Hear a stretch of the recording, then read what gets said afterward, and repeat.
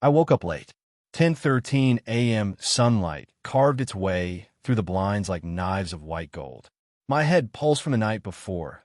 Beers with Ben and Josh. Loud music, the usual distractions. I stumbled into the kitchen. Empty fridge. Empty counter. Empty me. I messaged Megan. Starving. You around? Megan, my almost girlfriend, almost best friend. Something between comfort and confusion. She replied instantly. I'm nearby. 15 minutes. I'll bring coffee and croissants, hot beverage croissant. I smiled. That was Megan. No overthinking. Just action. Exactly 15 minutes later, the doorbell rang. I opened it, still in my t-shirt and yesterday's sweatpants. She was there. Megan. Hair up in a messy bun. Green hoodie. Leggings. Coffee tray in one hand, warm pastry bag in the other. Good morning, sunshine. She grinned, stepping past me into the kitchen like she lived here. I watched her for a moment. Her energy always changed the air. It became warmer, quicker, alive. She set everything down, stretched, and kicked off her shoes. Smells like hangover in here, she smirked. I laughed. Your favorite scent. We spent the whole day together. She brewed new coffee while I complained about work. We cooked. Well, she cooked. I hovered uselessly and made sarcastic remarks.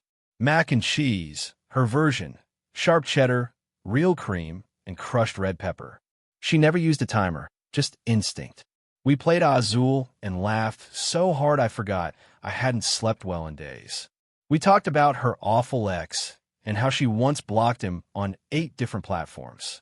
She still had his mom on Instagram, though. For recon, she said. Later, I showed her my new indie game prototype. She gave real feedback. Her eyes focused, hands gesturing, voice sure. As the sun went down, we curled up on the couch and watched a horror movie, something dumb and loud. She hated it. Halfway through, she took out her pink hair tie and dropped it on the table.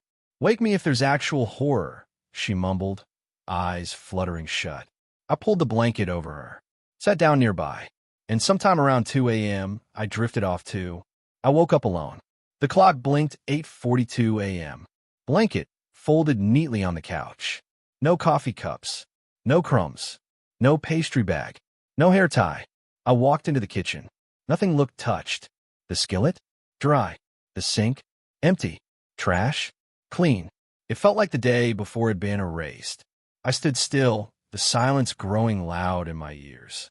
She must have left early, I thought. Didn't want to wake me. Took everything with her. But who takes everything? Even her scent was gone. No vanilla shampoo. No Megan. I called her. She picked up on the second ring. Hey, I said casually, try to shake the weird feeling. Thanks for yesterday. That movie was garbage, by the way. She hesitated.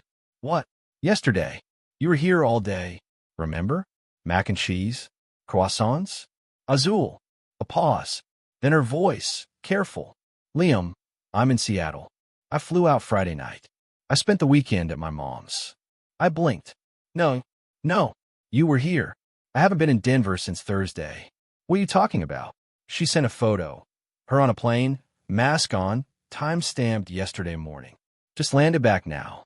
I went straight to my phone. Open WhatsApp. The message from her, 15 minutes, coffee and croissants, gone. Deleted. Erased. Like it never existed.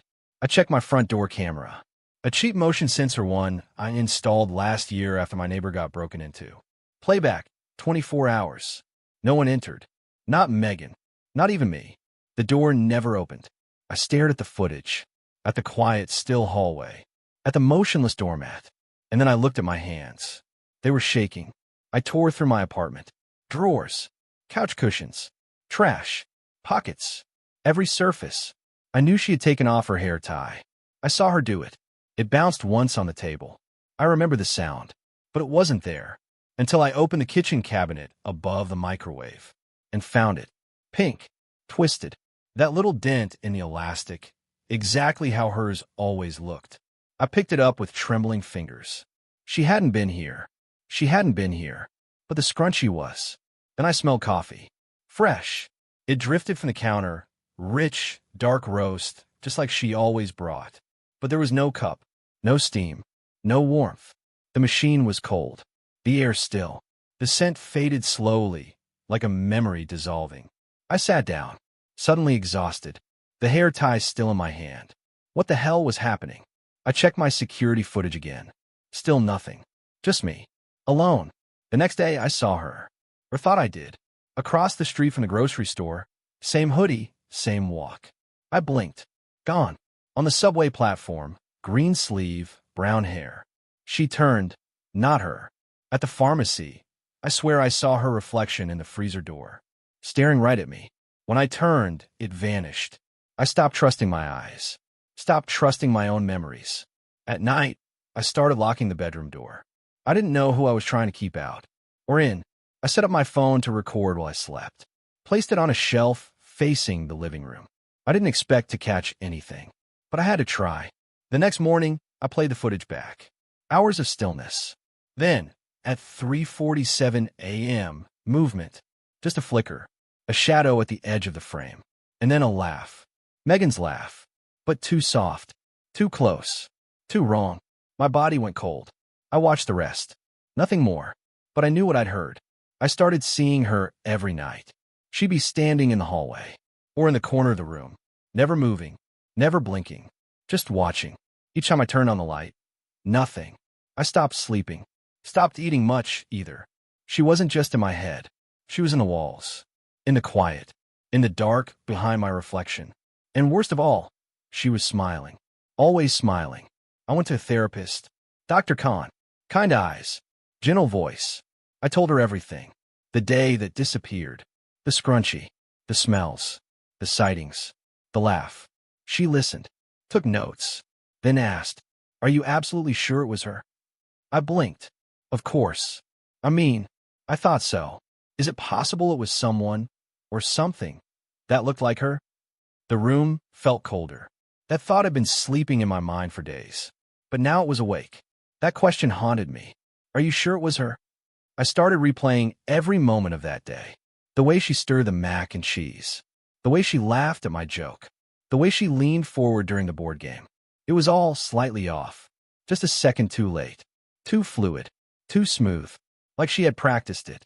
Like she was acting. Even her laugh, it was right. But also rehearsed. It had felt like her. But maybe it wasn't. There's one thing I hadn't noticed until now. The smile.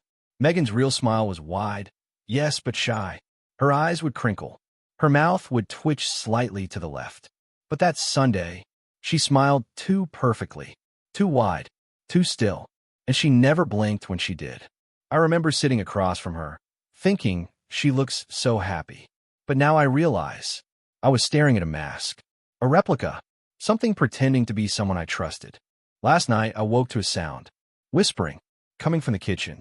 I crept out of bed, barefoot, holding a flashlight like a weapon. The air smelled like cinnamon and coffee. And then I heard it. Liam, my name, in her voice. Drawn out, soft, but without breath. As if spoken by something that didn't need lungs. I stepped into the kitchen. Empty. But on the table was the scrunchie. I had locked it away in a drawer 3 days ago. I stared at the scrunchie on the table. Same twist. Same pink fabric. I opened the drawer where I had hidden it. Still locked. My hand shook as I picked it up. It was warm. I dropped it. Backed away. And then, from the hallway, footsteps. Soft. Bare. Slow. I turned. No one. But the hallway light flickered. Just once. Then the laughter came again. Not from corner. From everywhere. I tried to escape. Packed a bag. Drove to a motel outside Denver. Checked in under a fake name. Left my phone turned off. I tried to sleep. Dreams came. I was back in the apartment. She was there. Cooking. Smiling. But this time, she turned toward me, and her face shifted. Eyes too large. Teeth too many. "You let me in," she whispered. I screamed. Woke up. But the worst part? My bag was open. And inside was the scrunchie. I returned home. What else could I do? My apartment was quiet. Still, I sat on the couch and stared at the wall. Hours passed. Then, a knock at the door. Soft. 2 taps. Then her voice. "Liam, let me in." I didn't move. Another knock. "It's me." But I didn't answer, because I could hear my phone buzzing, and on it, a message from the real Megan. Just landed. Still, in Seattle. "You okay?" And outside the door, something breathed. I stood frozen. Two voices. One outside the door. The real Megan, safe miles away. The other, trapped in my apartment. Something wearing her face, her voice. Something unholy. I could hear it breathing, whispering my name, begging. Let me in, Liam. My hand hovered over the lock. If I opened, what would come in? If I didn't, what would stay inside? I felt my sanity slipping. I locked the door, sat on the floor, clutching the scrunchie. I don't know what it was, a ghost, a doppelganger, a fragment of my own fractured mind. But I know this. The Megan who was with me that Sunday. It wasn't her. It was something else. Something that knew her perfectly, but was wrong in every way. And now, it watches me from shadows. Waiting for the moment, I let it in.